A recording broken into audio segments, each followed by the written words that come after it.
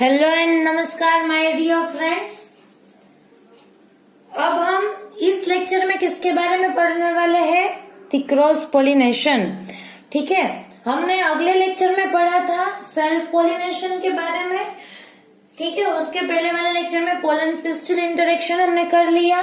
फिर मैंने कल आपको सेल्फ पोलिनेशन के जो दो टाइप रहते हैं, ऑटोगेमी एंड गिटनोगेमी, वेरी गुड बेटा, उसके बारे में बताया।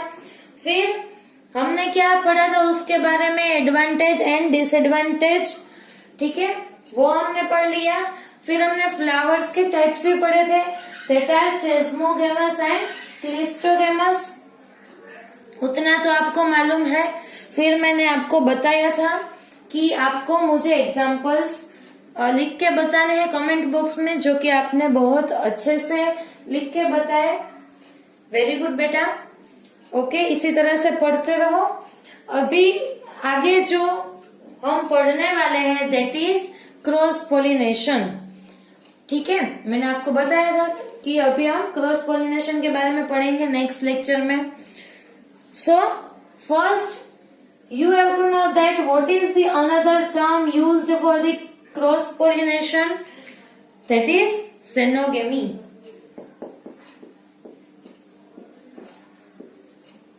ठीक है बेटा, सो ये जो टर्म है that is xenogamy used for cross pollination.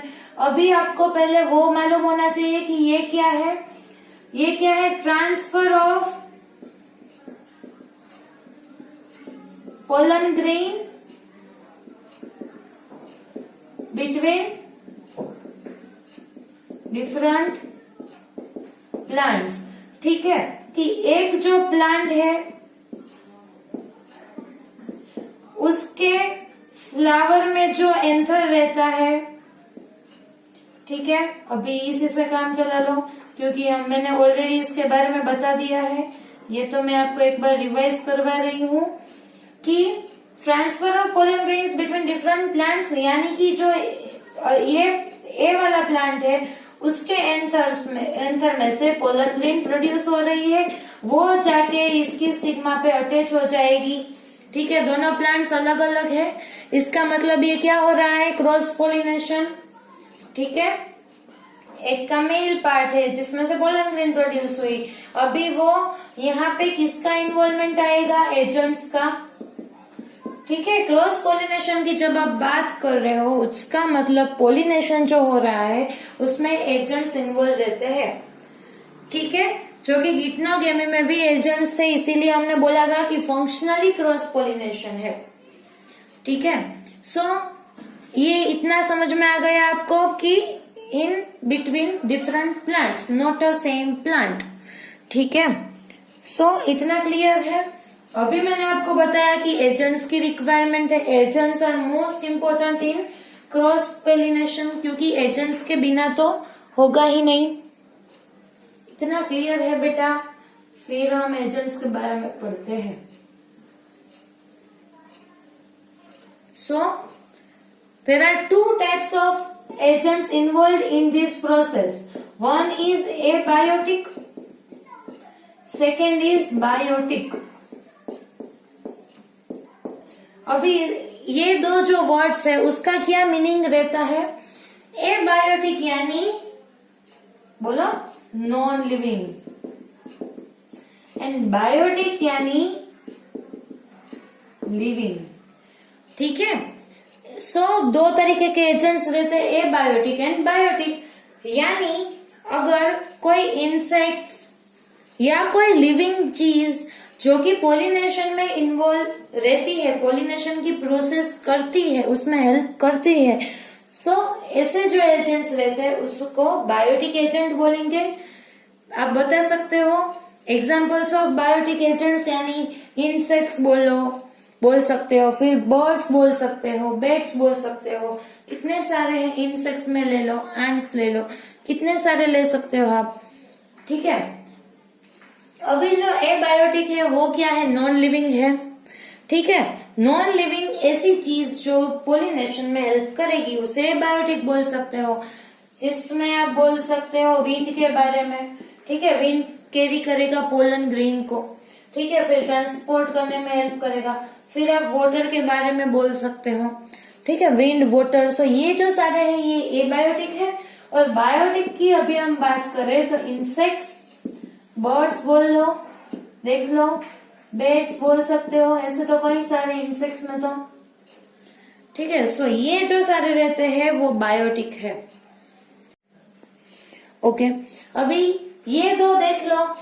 अभी आपको कोई बोले कि ज्यादा से ज्यादा प्लांट्स कौन से एजेंट्स के थ्रू पॉलिनेशन की प्रोसेस करते हैं, तो आप बोल सकते हो कि कौन से एजेंट्स, बायोटिक एजेंट्स, ठीक है। ज्यादा से ज्यादातर जो प्लांट्स रहते हैं बेटा वो एबायोटिक कंपोनेंट्स को यूज नहीं करते ऐसा नहीं है कि करते ही नहीं है, ऐसा नहीं है, लेकिन ज्यादा से ज्यादा जो प्लांट्स रहते हैं वो बायोटिक कंपोनेंट्स के को यूज करते हैं for the process of pollination,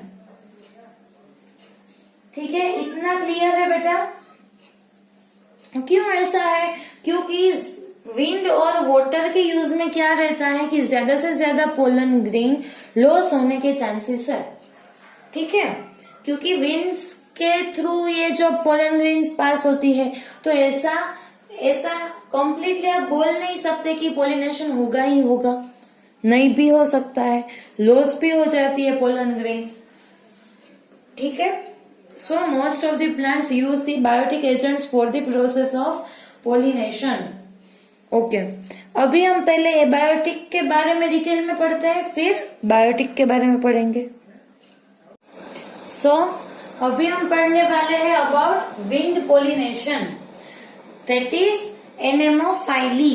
आपको ये वाला जो टर्म यहाँ पे मैंने लिखा है वो भी आपको याद रखना है बेटा, क्योंकि कभी कभार ये वाला जो नाम है एनेमोफाइली उससे भी क्वेश्चन पूछे जाते हैं, ठीक है बेटा। सो मैंने आपको बताया कि एबायोटिक जो पोलिनेशन के एजेंट है, एबायोटिक एजेंट्स उसमें विंड और वाटर इंक्लूडेड है, ठीक है। सो सबसे पहले हम विंड पोलिनेशन के बारे में बात करने वाले हैं कि जिसमें पोलन ग्रेन पास होता है from the anther to the stigma by the wind, ठीक है। विंड के साथ साथ पोलन ग्रेन्स पास होगी from one plant to another plant, ठीक है बेटा। इतना क्लियर है आपको? ओके। सो अभी ये मालूम हो गया। अभी इसमें जो सब कुछ सारी जो कैरेक्टरिस्टिक्स रहती है उसके बारे में हमको पढ़ना है, ठीक है। जैसे कैरेक्टरिस्टिक्स बोलते हैं ना कि चलो 12th के स्टूडेंट्स, बी ग्रुप वाले बच्चे कैसे होंगे, अच्छे होंगे, पढ़ाई करने वाले, क्लेवर बच्चे होंगे, जिसको डॉक्टर बनना है ऐसे बच्चे होंगे। वैसे ही यहाँ पे पोलन ग्रेन्स, एंथर, स्टिग्मा कैसे होंगे उसके बारे में अभी हमें कैरेक्टरिस्टिक्स पढ़नी है, ठीक है। सो आप यहाँ पे देख सकते हो कि pollen grains are non sticky, light weight and winged sometimes,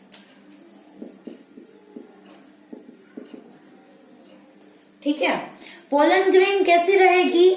light weight होगी। क्यों? क्योंकि एयर के थ्रू उसे पास होना है, अगर हेवी होगी तो इजीली पास नहीं हो पाएगी, ठीक है।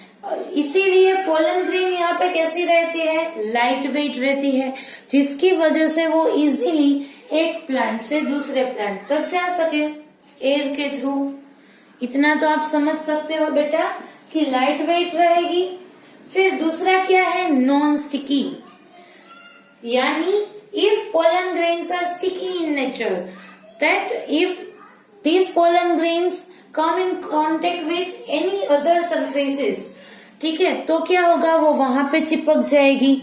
अभी विंड पोलिनेशन के थ्रू पोलन्स पास हो रही है, लेकिन अगर ये स्टिकी रहेगी तो किसी और सरफेस के साथ भी चिपक सकती है, ठीक है।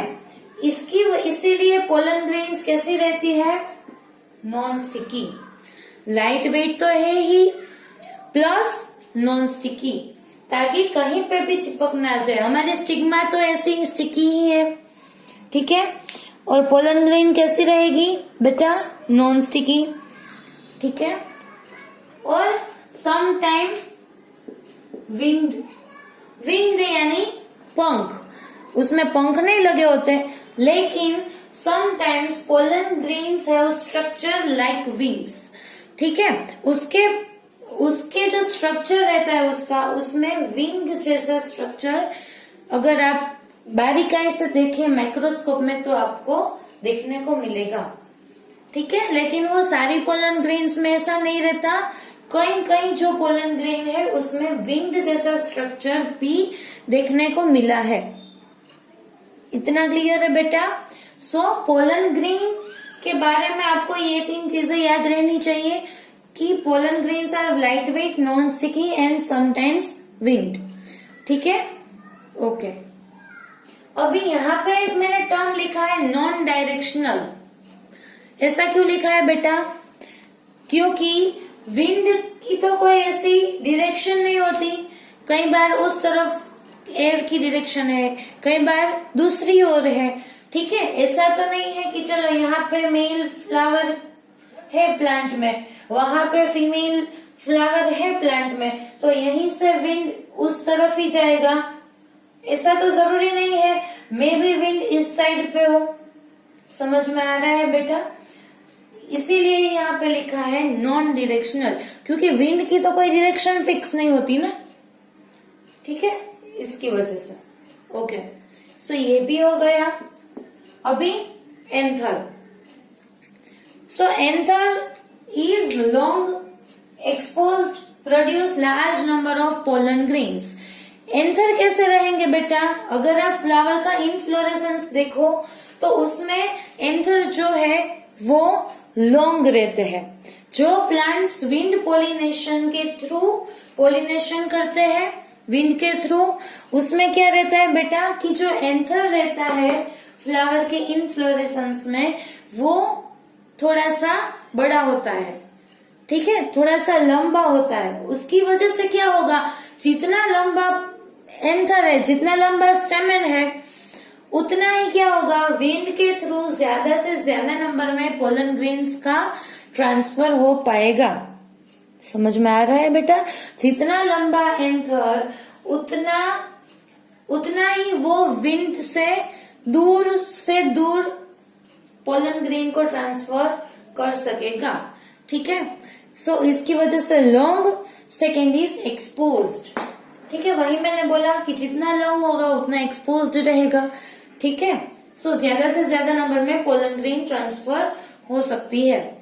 And produce large number of pollen grains, ठीक है। ये पॉइंट मैंने पहले भी आपके साथ डिस्कस किया है कि large number of pollen grains क्यों लिखा है बेटा यहाँ पे, क्योंकि ज्यादा से ज्यादा जो पोलन ग्रेन्स होती है वो लॉस होने के चांसेस विंड पोलिनेशन में और you can say abiotic agents में ज्यादा रहते हैं, ठीक है।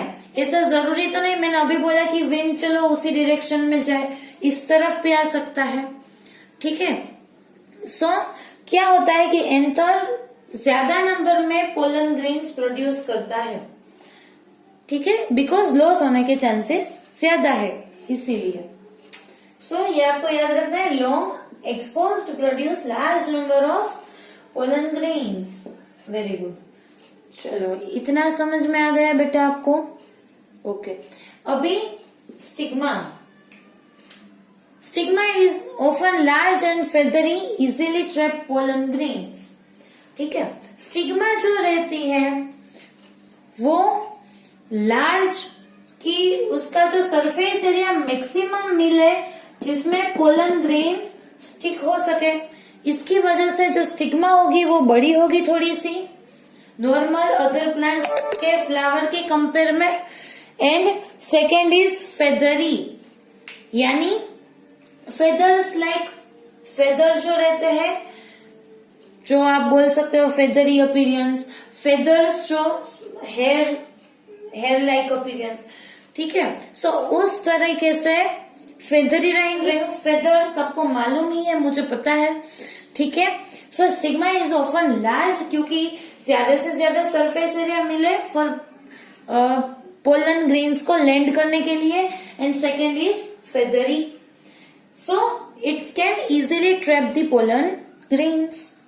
ठीक है, इतना समझ में आ रहा है कि पोलन ग्रेन्स को ज्यादा से ज्यादा ट्रैप कर सके, उसकी वजह से वो लार्ज एंड फेदरी होगी। ओके बेटा, और इसका जो एग्जांपल है दैट इज कॉर्न कोब। आपने कॉर्न कोब तो देखा ही है, ठीक है, और उसमें अगर आप देखो कि उसमें आप जो टेजल्स रहते हैं, ठीक है, जो व्हाइट कलर के फेदरी, वही उसकी ही मैं बात कर रही थी आपको कि वो जो फेदरी व्हाइट कलर के जो टेजल्स रहते हैं वो और कुछ नहीं लेकिन क्या है बेटा, स्टिग्मा एंड स्टाइल। और जो उसके जो कितने सारे आप जो दाने खाते हो ना, जो सीड्स, वो किस में से बने होंगे, ओव्यूल में से। ठीक है, समझ में आ रहा है। कॉर्न कोब की जो मैं अभी फेदरी एंड लार्ज जो पिस्टिल और स्टिग्मा की मैं बात कर रही थी, वो क्या है बेटा कि वो उतने नंबर में, ज्यादा नंबर में भी है, और दूसरा क्या कि वो लॉन्ग लार्ज रहते हैं, जिसकी वजह से ज्यादा एयरबोर्न जो पोलन ग्रेन्स है उसे ट्रैप कर सके। ठीक है, सो जो आप कॉर्न कोब का स्ट्रक्चर देख रहे हो उसमें जो सारे सीड्स है वो पहले क्या थे बेटा, ओव्यूल थे। ये जो लॉन्ग फेदरी रहते हैं वो क्या है बेटा, पिस्टिल का पार्ट है। ठीक है, और आप बोल सकते हो कि उसके जो कवरिंग है वो पहले क्या होगी, ओवेरी वॉल। ठीक है बेटा, जो उसे कवर करके रखता है। ओके, सो इतना समझ में आ गया आपको। ये जो है मैंने आपको विंड पोलिनेशन के बारे में बताया, पोलन ग्रेन्स के बारे में, anther, stigma and the example. अभी आपको इसमें कोई डाउट है तो आप मुझे फिर कमेंट बॉक्स में बता सकते हो। ठीक है, ओके बेटा, अभी आप देखो कि हम बात करने वाले हैं वाटर पोलिनेशन के बारे में, दैट इज हाइड्रोफिली। ठीक है, हाइड्रोफाइली भी बोल सकते हो, ये टर्म आपको याद रखना है। Okay, so the water pollination that is the hydrophily in which मैंने आपको बोला कि कैरेक्टरिस्टिक्स हमें पढ़नी है। ठीक है, सो इसमें भी हम क्या करने वाले हैं, कैरेक्टरिस्टिक्स ही पढ़ेंगे। ठीक है, so the flowers are small and colourless. हमने विंड पोलिनेशन में क्या पढ़ा था बेटा कि फ्लावर की जो स्टिग्मा रहती है वो लार्ज एंड फेदरी रहती है, लेकिन इसमें क्या है कि आप देख लो कि फ्लावर जो है वो खुद फ्लावरिंग कैसा है, स्मॉल है और कलरलेस है। क्या आप कोरिलेट कर सकते हो कि why these flowers are colourless? Why? Because उसको तो किसी इंसेक्ट्स को या कोई बायोटिक, अदर बायोटिक एजेंट्स को अट्रैक्ट करना नहीं है, क्योंकि ये जो है वो वाटर के थ्रू ही अपने पोलन ग्रेन को ट्रांसफर करता है। ठीक है, इसकी वजह से जो फ्लावर्स रहते हैं वो स्मॉल रहते हैं। ठीक है, और colourless. Now the second that is the nectarless. मैंने अभी आपको बताया कि पानी में से चलो कोई आने वाला तो है नहीं कि चलो इंसेक्ट्स आके फिर पोलन लेके कोई दूसरे फ्लावर के ऊपर जाता हो, वैसा तो नहीं है। ठीक है, सो ये जो है उसमें ज्यादातर फ्लावर्स क्या है, नेक्टरलेस है। ठीक है, क्योंकि किसी को नेक्टर की लालच दे के पोलिनेशन करवाना ऐसा तो नहीं है। ठीक है बेटा, so first is small and colourless, second is nectarless. इतना क्लियर है? Okay, third point that is smell और यू कैन से फ्रेग्रेंसलेस। ठीक है, अभी फ्रेग्रेंस की भी कोई आवश्यकता नहीं है यहाँ पे, क्योंकि इंसेक्ट्स और बर्ड्स और अदर बायोटिक एजेंट्स के थ्रू हम पोलिनेशन करवा रहे नहीं है। When we will talk about the biotic agents, then these things are necessary, that the smell, then color, nectar, because these things attracts that biotic agents. But यहाँ पे क्या है कि कोई बायोटिक एजेंट्स नहीं है, ये बायोटिक एजेंट्स ही है, इसीलिए यहाँ पे स्मेल की भी कोई आवश्यकता नहीं है। इतना क्लियर है बेटा? Small, colourless, nectarless, smell, fragranceless. ठीक है बेटा? ओके। अभी आप देखो फोर्थ पॉइंट है, that is stigma is sticky and also long. Stigma जो है वो स्टिकी है। स्टिग्मा तो स्टिकी होगी ही, क्योंकि जैसे ही वाटर के साथ साथ पोलन ग्रेन उसके टच में आती है, वो क्या होगी, वहां पे चिपक जाएगी। अगर नहीं चिपकेगी तो फिर पोलन ट्यूब फॉर्मेशन कैसे होगा, फर्टिलाइजेशन कैसे होगा। ठीक है? सो इसकी वजह से क्या है, stigma is sticky and also long. ठीक है? जो स्टिग्मा रहती है वो कैसी रहेगी बेटा, लॉन्ग रहेगी। ठीक है? अगर आप फ्लावर की साइज की बात करो और अगर आप स्टिग्मा को देखो तो स्टिग्मा उसके कंपेयर में थोड़ी सी लॉन्ग होगी। ठीक है? क्यों? क्योंकि ज्यादा से ज्यादा पोलन ग्रेन्स को वो ट्रैप कर सके, उसी की वजह से आपको इजीली कोरिलेट कर सकते हो बेटा। रट्टा मारने की तो कोई बात ही नहीं है, आप समझ समझ के पढ़ो। So very easy. Okay, so fourth point is also clear, stigma is sticky and also long. Now the fifth point, that is only pollen grains and stigma are wettable. Pollen grains जो रहती है and stigma are wettable, इसका meaning क्या है कि जो flowers के other parts है वो इजीली गीले नहीं होंगे। ठीक है? अगर आप देख लो कि जो फ्लावर्स है, अभी मैं इसके एग्जांपल्स के बारे में भी बताने वाली हूँ, उसमें भी आप देख लेना कि जो फ्लावर्स के अदर पार्ट्स होते हैं वो इजीली गीले नहीं होते, लेकिन जो पोलन ग्रेन्स रहती है, जो स्टिग्मा है, वो वेटेबल है। उसे तो वेटेबल होना ही होगा, क्योंकि if pollen grains will not dissolve, not carry with the water, then वो कैसे जाके स्टिग्मा के साथ अटैच होगी। ठीक है? सो पोलन ग्रेन्स को वेटेबल ही रहना है, क्योंकि उसको वाटर के साथ कैरी होना है अभी, क्योंकि वाटर हमारा एजेंट है। और स्टिग्मा इज ऑल्सो वेटेबल, क्योंकि जो आने वाली पोलन ग्रेन है वो जाके किसके साथ अटैच होने वाली है बेटा, स्टिग्मा के साथ। ओके, सो इतने पॉइंट्स आपको अभी याद रखना है। वाटर पोलिनेशन में flowers are small, colourless, nectarless, fragranceless, stigma is sticky and long, only pollen grains and stigma are wettable. Okay बेटा, अभी आप यहाँ पे देखो कि 30 जेनेरा एंड मोस्टली मोनोकोटिलिडोन्स कि जो वाटर को एज अ एजेंट यूज करते हैं for the process of pollination. आप अगर एबायोटिक एजेंट्स की बात करो तो उसमें भी ज्यादातर जो पोलिनेशन की प्रोसेस रहती है वो किसके थ्रू होती है बेटा, विंड के थ्रू होती है, ना कि वाटर के थ्रू। अप्रोक्स 30 जेनेरा एंड उसमें मोस्टली मोनोकोटिलिडोन्स जो है वो वाटर को एज अ एजेंट यूज करते हैं। ठीक है बेटा? Okay, and the lower plants like the algae, bryophyta, pteridophyta, जो अपने मेल गैमेट्स को वाटर के थ्रू फीमेल जो पार्ट है उसकी डायरेक्शन में पास करता है। वो तो आपने अपने 11th स्टैंडर्ड में भी पढ़ रखा है।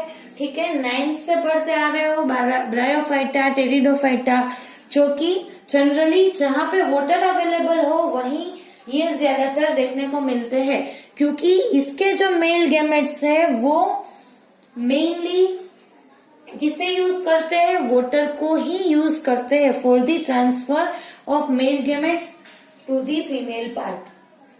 ठीक है? सो अभी हम क्या देखने वाले हैं बेटा, एग्जाम्पल्स के बारे में देखने वाले हैं।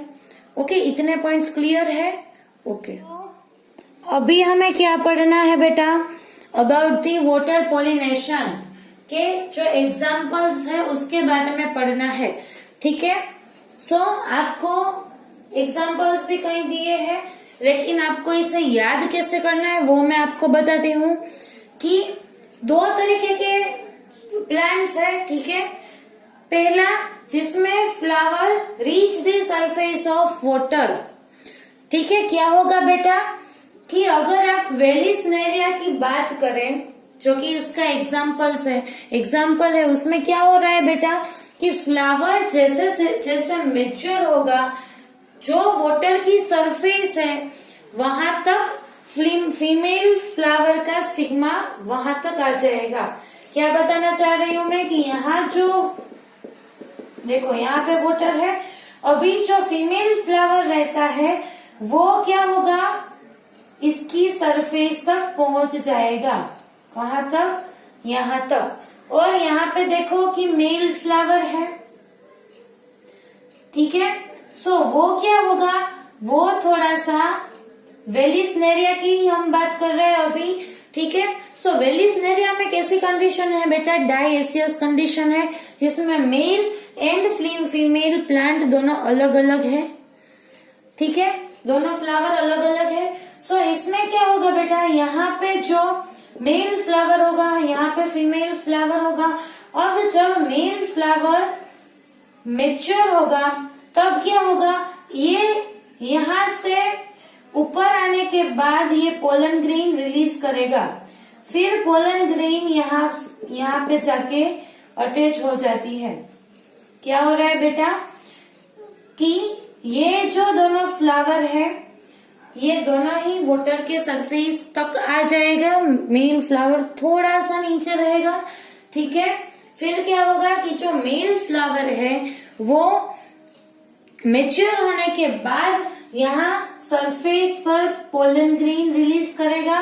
पोलन ग्रेन सरफेस पर फ्लोट होते होते क्या कहाँ आ जाएगी, जहाँ फीमेल फ्लावर का स्टिग्मा है, ठीक है, फिर वहां जाके अटैच हो जाती है, ठीक है। कई बार कैसा होता है बेटा कि ये जो मेल फ्लावर है वो फीमेल फ्लावर के पास में जब पहुंच जाता है तब वो क्या करता है, एंथर बर्स्ट होता है, एंथर की जो लाइन ऑफ डेhiscence है उसमें से पोलन ग्रेन रिलीज हो जाती है और यहाँ आके चिपक जाती है। आपको बेसिकली अभी कितना याद रखना है बेटा कि जो वेलिस्नेरिया है वो इसका एग्जाम्पल है जो कि फ्रेश वाटर प्लांट है, ठीक है। ये मराइन नहीं है, कैसा है बेटा, फ्रेश वाटर है। इसमें क्या होता है, flower reach the surface of water, जो वाटर की सरफेस होती है वहां तक ये फ्लावर्स आ जाते हैं, ठीक है, वहां तक ये आ जाते हैं। फिर वाटर की जो लेवल है उसी के ऊपर से पोलन ग्रेन ट्रांसफर होती है। ऐसा नहीं कि चलो यहाँ तक का पानी है यहाँ अंदर से पोलन ग्रेन ट्रांसफर होती है, ऐसा नहीं है। और एक बात आप सुन लो बेटा कि जो पोलन ग्रेन रहती है वो जनरली लाइट वेट होती है।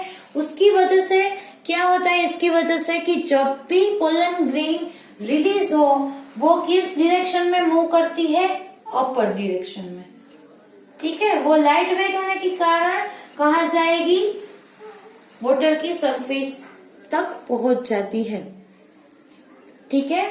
सो ये आपको अभी याद रखना है कि flower reach the surface of water और उसका एग्जाम्पल है वेलिस्नेरिया, ठीक है, जो कि फ्रेश वाटर में देखने को मिलता है। अभी दूसरा जो है उसमें क्या है कि flower remain submerged in water. Submerged यानी कि ये जो फ्लावर है इसमें हमने क्या देखा कि वाटर की सरफेस तक आता है, लेकिन आप इसमें देखो कि फ्लावर जो रहता है वो सबमर्ज्ड रहता है, वाटर की सरफेस तक नहीं आता। दोनों में डिफरेंस है बेटा, ध्यान रखना। ये जो वेलिस्नेरिया में फीमेल फ्लावर यहाँ तक आ गया है, लेकिन जब हम ज़ोस्टेरा की बात करें तो फीमेल फ्लावर तब सबमर्ज्ड रहता है, उसका एग्जाम्पल है ज़ोस्टेरा। इतना क्लियर है। ज़ोस्टेरा क्या है बेटा, सी ग्रास है, ठीक है, एक टाइप का क्या है, ग्रास है, ठीक है। सो फ्लावर रिमेन्स सबमर्ज्ड, सबमर्ज्ड है यहाँ पे इन वाटर। सो इसमें क्या होगा बेटा कि जो पोलन ग्रेन्स ट्रांसफर हो रही है वो कहाँ पे होगी, वाटर की अंदर से होगी, ऐसे ऊपर तक नहीं आ जाएगी। क्यों? क्योंकि यहाँ पे जो पोलन ग्रेन रिलीज हो रही है उसकी ग्रेविटी और वाटर की ग्रेविटी क्या है बेटा, सेम होती है, ठीक है। सो इसमें क्या होगा कि यहाँ जो मेल फ्लावर में से जो पोलन ग्रेन निकल रही है वो वाटर के अंदर से ही पास होगी। ऐसा नहीं कि चलो वाटर की सरफेस के ऊपर से जाए। क्यों? क्योंकि फीमेल फ्लावर भी अंदर है, मेल फ्लावर भी अंदर है। और पोलन ग्रेन्स कैसी है? किसकी ग्रेविटी? पोलन ग्रेन्स की ग्रेविटी वाटर की ग्रेविटी से सेम है। ठीक है, उसकी वजह से क्या होगा कि यहाँ जो पोलन ग्रेन रिलीज हुई वो सरफेस के ऊपर नहीं आ जाएगी और यहाँ से कहा चली जाएगी? फ्लावर, जो फीमेल फ्लावर रहता है उसके ऊपर। ठीक है, और यहाँ पे आप देखो कि पोलन ग्रेन कैसी है बेटा? लॉन्ग रहती है। क्योंकि अगर लाइट होगी तो क्या होगी? लाइट इन वेट तो क्या होगी कि सरफेस तक आ सकती है। ठीक है, इसकी वजह से यहाँ पे जो पोलन ग्रेन्स रहती है वो लॉन्ग एंड रिबन लाइक रहती है। कैसी रहती है बेटा? Ribbon like. ओके, और आप एक बात आपको याद रखनी है कि जो ज़ोस्टेरा की पोलन ग्रेन है वो लॉन्गेस्ट पोलन ग्रेन है। ठीक है, सबसे बड़ी जो पोलन ग्रेन रहती है वो ज़ोस्टेरा की है और उसकी साइज कितनी है बेटा? Up to 2500 micrometre. ठीक है, 2500 माइक्रोमीटर। और ज़ोस्टेरा जो है वो मराइन है और जो वेलिस्नेरिया है वो किस में देखा गया है? फ्रेश वाटर में है। ठीक है बेटा, इतना आपको याद रखना है। सो मैंने आपको दो कंडीशन के बारे में बताया। पहली वाली कंडीशन मैं एक बार क्विकली रिपीट कर देती हूँ आपको कि जो पहली वाली कंडीशन है उसमें आप देख लो कि फ्लावर सरफेस तक आता है, वाटर का जो लेवल है वहां तक फ्लावर आता है। ठीक है, यहाँ तक आ गया। फिर क्या होगा कि यहाँ जो मेल फ्लावर है उसमें से पोलन ग्रेन निकल के फीमेल फ्लावर तक सरफेस पे फ्लोट करती हुई पहुंच जाती है। ठीक है, और कई कंडीशन में क्या होता है कि जो मेल फ्लावर है वो फीमेल फ्लावर के जब पास में आ जाए तब उसका एंथर बर्स्ट हो जाता है और पोलन ग्रेन्स रिलीज होती है जो कि फर्दर आगे जाके स्टिग्मा के साथ अटैच हो जाती है। ठीक है, सो उसका जो एग्जांपल है दैट इज वेलिस्नेरिया। इसमें वेलिस्नेरिया जनरली फ्रेश वाटर में पाया गया है और इसमें डाइएसियस कंडीशन है।